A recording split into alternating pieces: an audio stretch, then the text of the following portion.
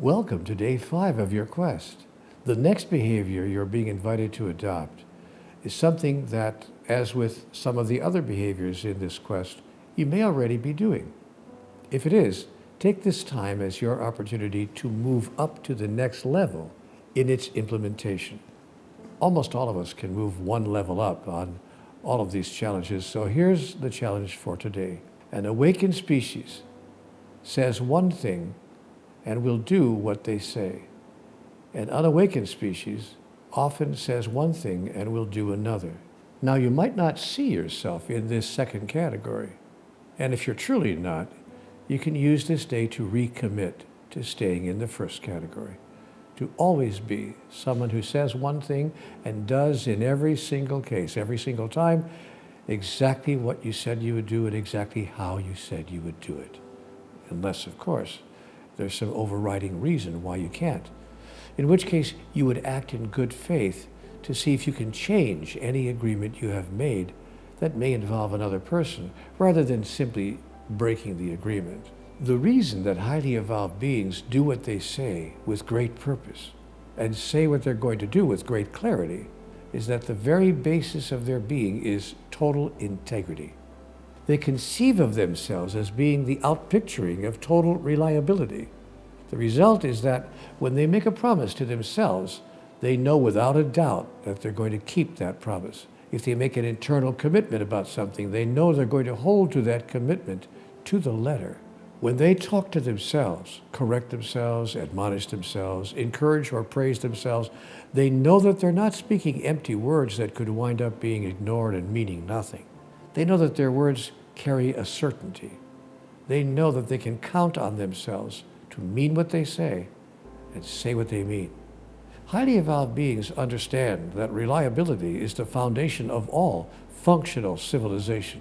It is, therefore, of primary importance to them to be known as beings who are dependable, steadfast, and stable, who keep their word when they give it, follow through on an offer when they make it, and stand by an idea when they share it, and who live by their truth when they announce it.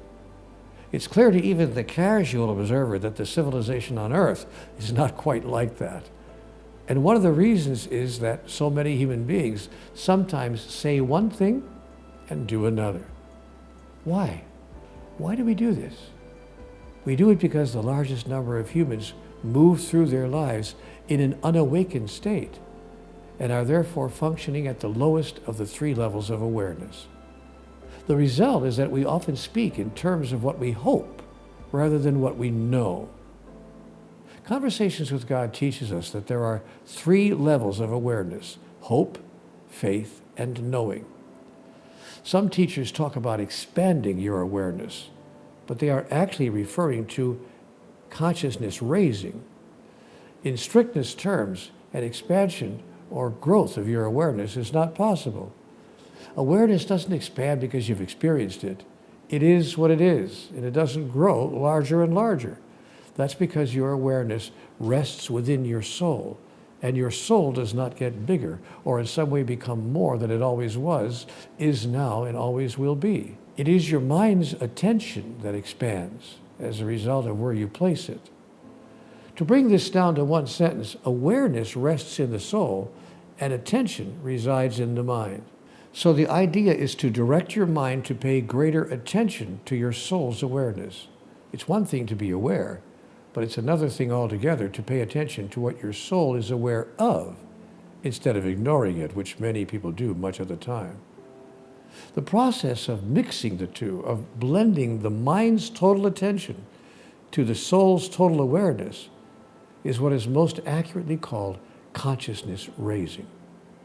When your mind pays attention to your soul, and your mind and your soul thus carry the same data, hold the same idea, and possess the same perspective, you could be said to be fully conscious. So in real terms, it is consciousness that is expanding as the awareness held in your soul comes to the attention of your mind. Let's look at these 3 levels of awareness on the pathway by which your soul may experience a higher level, a higher state of consciousness.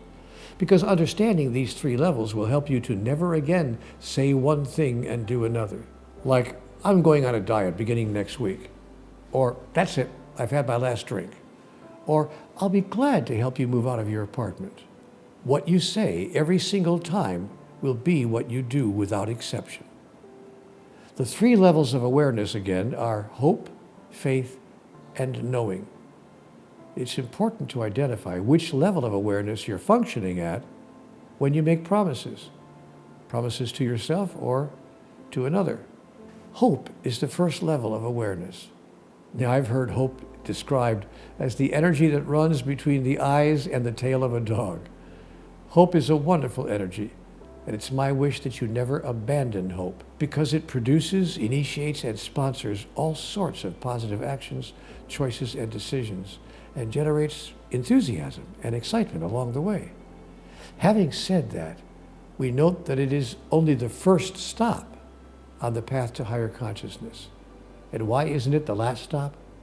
Because hope is a place where we openly acknowledge that something may or may not happen. If we're sure that something is so, we have no need to hope that it's so. A person who hopes is a person who wonders whether what she or he is hoping for will come about. This is not a sense of assurance. This is a sense of wishfulness, a sense of optimism that it could happen, and that's good. That means that one hasn't, given up hope. One hasn't said to oneself, there's no hope, there's no chance in the world.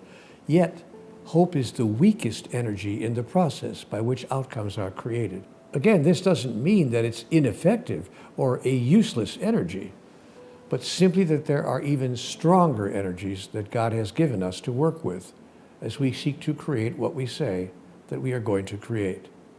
Faith is the second level of awareness. Faith is not about wondering whether something will occur or thinking that it could occur. It's about feeling sure that it will happen. This is a quantum leap from wishing or hoping. It's a much higher energy, a much more powerful one.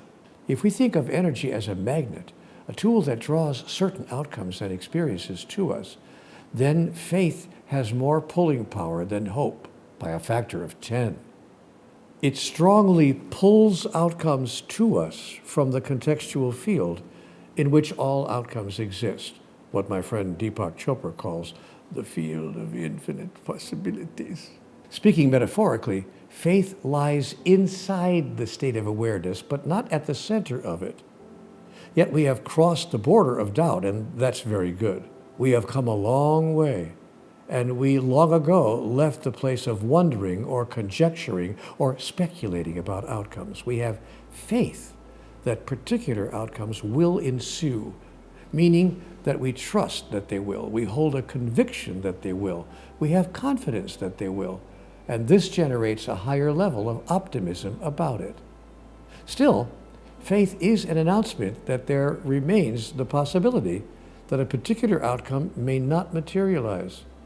It's important to understand that trust, which is faith by a different name, it's not necessarily in the space of a certainty.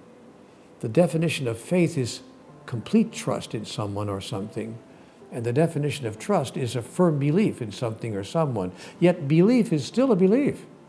It's not absolute certainty. Believing is one thing, knowing is another. A person should not have to trust or believe that the outcome of a particular event will turn out right.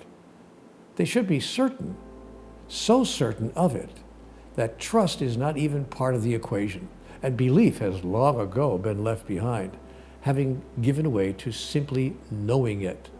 Let me give you an example of how all of this works, from my personal life, so I can make these conceptualizations real. As I make this video, I've been happily married for 10 years. You see, I know that my wife loves me unconditionally, and my wife knows that I love her unconditionally. We don't hope that we love each other unconditionally. We don't have faith that we love each other unconditionally. We know that we love each other unconditionally. Wishing that this is true is not part of our experience. Neither is trusting that it's true. We have an experience of knowing that it's true. And this is what I mean when I say that knowing is the highest level of awareness.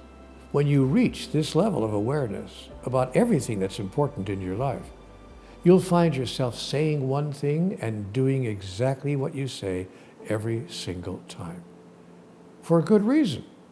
You'll be watching what you say much more closely than ever, making sure that your words never reflect what you hope will occur, but always reflect what you know will occur.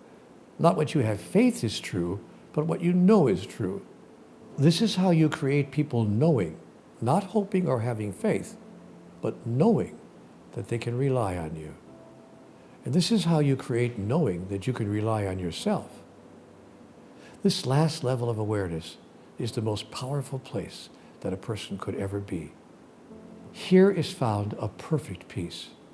Here is found a gentle joy. Here is found the kind of deep assurance that births total tranquility and sacred serenity. This is not about feeling sure about what you say. It's about being positive. There's a difference. The initiate hopes. The student has faith.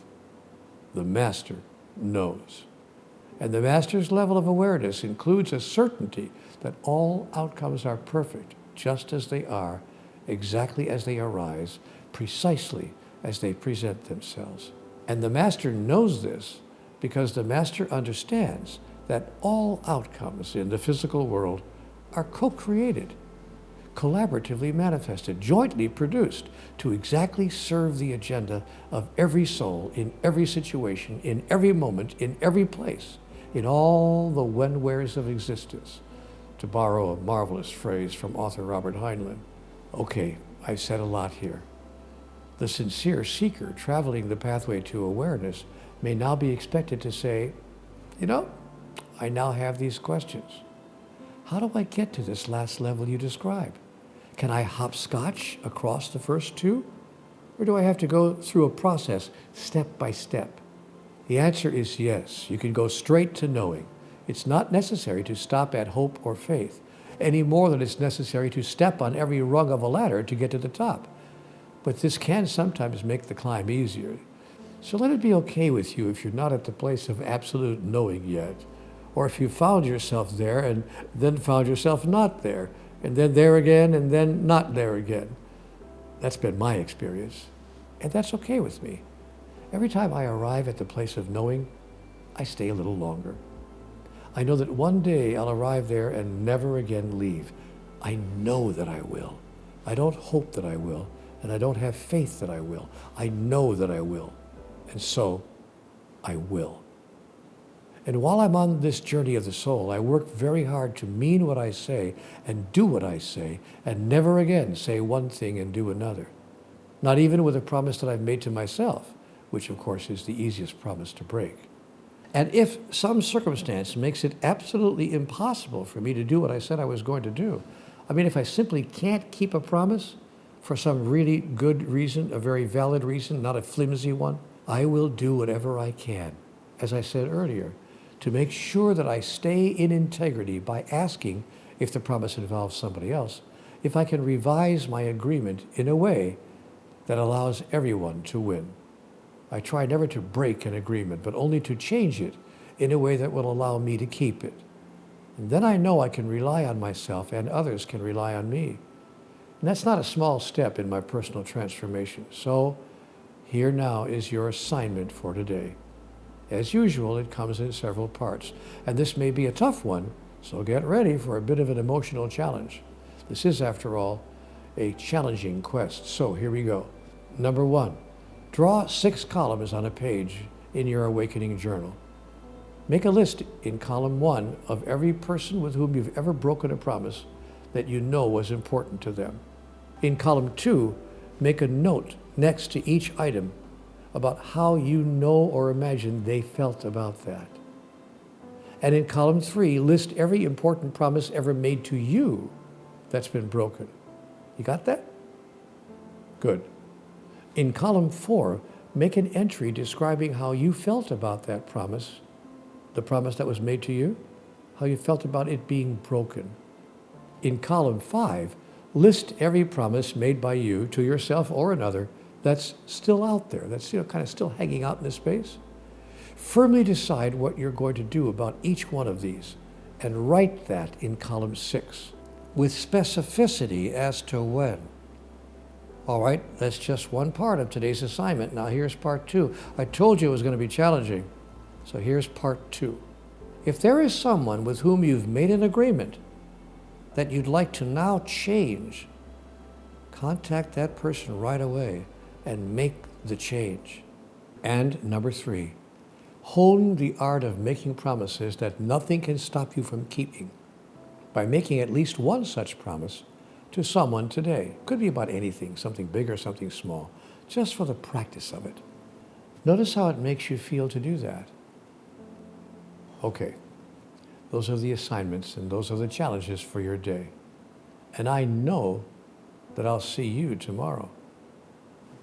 Do you know that you'll be here tomorrow too?